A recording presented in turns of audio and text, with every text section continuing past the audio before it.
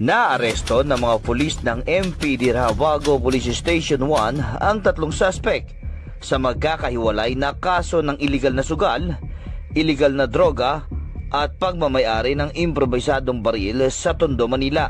Nitong Agosto 15 taong 2025, paguli ay pinangunahan ni 10 Charlie Sector Commander Police Captain Ryan J. Balagtas kasama si Master Sergeant Raymond Aguilar, maging si Master Sergeant Marlon Santiago at Police Staff Sergeant Ariel Angeles. Kinilala ang mga naarestong suspect na sina alias Aying, 23 anyos, miyembro ng BCJ Gang, alias Frank, 18 anyos, miyembro ng Sputik Gang, at alias Paul, 18 anyos.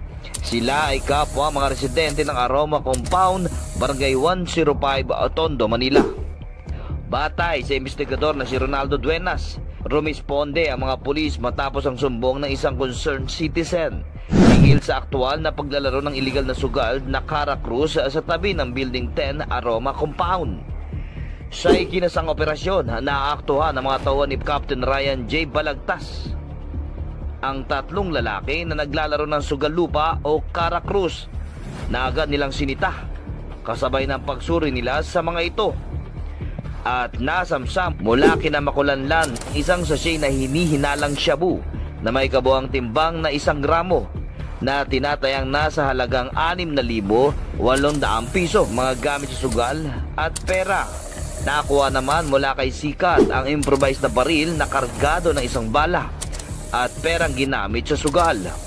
Habang si Garcia ay nahulihan din ng perang patunay sa kanyang partisipasyon sa iligal na aktibidad.